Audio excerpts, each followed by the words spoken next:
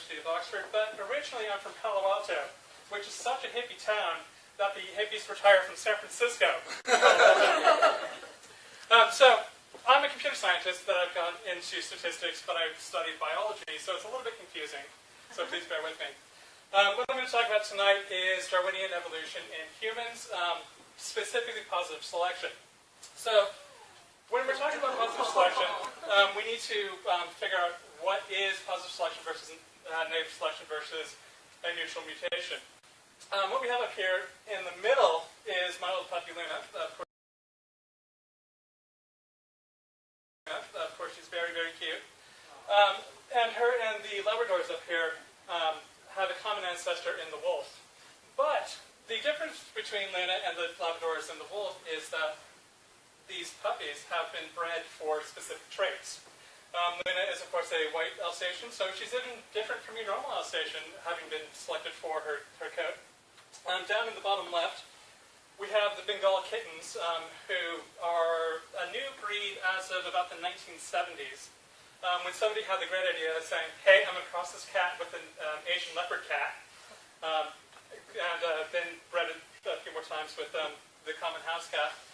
Bengals are still considered a separate species to the common house cat, and you can tell if you have one because they're really, really, really impressive hunters. My Bengal has killed rabbits, it's killed pigeons, it's killed my children's hamsters. So next up is the panda. Of course, the panda is a product of natural selection, which I'll be talking about next. But it has evolved the survival adaptation of being very, very cute.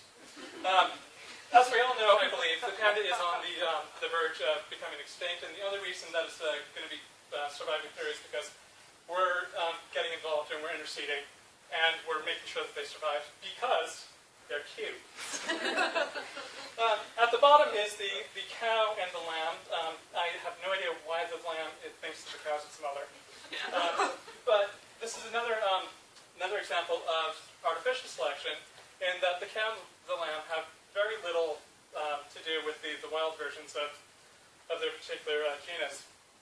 They've been bred through the centuries to be large, meat-producing or clothes-producing animals. So, in contrast to artificial selection, which is where the humans are in control and pushing everything forward, we have natural selection, which is basically random mutation, as was just being talked about. If it works, it passes on as long as you can find a girlfriend or boyfriend or whatever.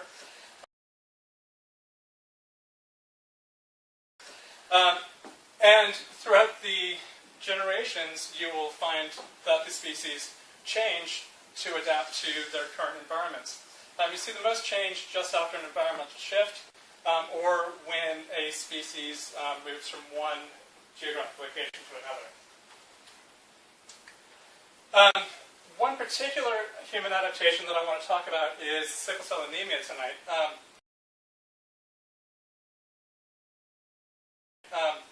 The old way of doing it was the biological way of doing it, where Dr. Allison in the 1950s looked at a map of people with sickle cell and looked at a map of people with malaria and said, wait a second, these are the same map. So that started an investigation into sickle cell anemia and how it affects malaria. And it's been under active research since the 1950s. I think it's still under active research. And what basically happens is that these sickle cells are a resistance type against the, one form of the malaria parasite. Also, there's another mutation in sub-Saharan Africa where a particular antigen is not produced because that is the attack vector of another type of malaria. So what we can see here is that humans are adapting in Africa to the malaria bugs as they're coming through. And we can start to see this by studying phylogenetic trees. So this is what I do. This is phylogenetic tree. I'm sure everybody here has seen sort of the family tree, you know. I'm here, my grandmother, my parents are here, going all the way back to my ancient ancestors. This is reversed. I'm over there, as all of you. And this is our most recent common ancestor. So, as things progress through, the way that the tree is set up, we can start to see whether or not a particular branch has a lot of children.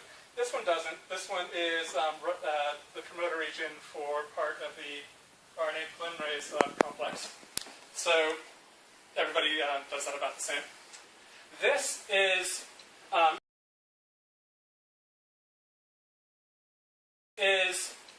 in Europeans, and we can see that the person here has most of the children on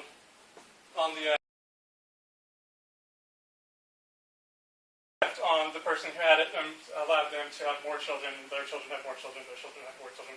On and on and on. This is next to a antigen of unknown function, but since it is an antigen and since it is under what it appears to be significant selective pressure, we can probably say that this has something to do with infectious disease. The other one that I'm going to talk about tonight is lactose tolerance. Lactose tolerance is actually very, very rare outside of Europe. Inside of Europe, you'll see, well, in Ireland and Scandinavia, you'll see about a 95% occurrence of people that can drink milk and not have horrible, horrible farts. Outside of Europe, starting in Sicily, Sicily's got about 71% chance, and outside of Sicily going out, only 75% of all the humans in the world can drink milk. This was tracked down to a pair of single mutations in the European genome.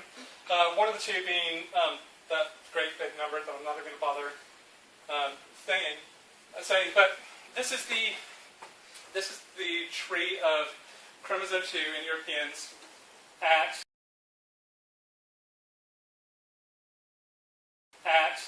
the promoter region for the lactase persistence mutation. So here is where everything kind of picked up and said, hey, I can drink milk, that's great, look at this. Cheese, cheeseburgers, bacon cheeseburgers, everything, it's fantastic. But the mutation was actually introduced up here, so which brings up another area of interest of mine that I'm going to be looking at, which is standing variation. Within a population, people will have a bunch of different mutations, and these mutations do a bunch of different things, but they won't always be useful at the time that you get them. They won't be deleterious, so you won't get rid of them, and they will just push through the population normally without any sort of anything behind them. It's kind of like if you had the Duffy mutation and there was no malaria around, you would probably lose it. If there is malaria around, you'll spread it through your children because you're the one that's going to survive. So with this one, it looks like, and I need to confirm this, I'm kind of in the middle of doing this, that the mutation for lactose tolerance came about before it was useful. So at some point, somebody said, hey, I've got cows. I can drink the milk. That's fantastic. Anyway, that's what I want to talk about. So thank you.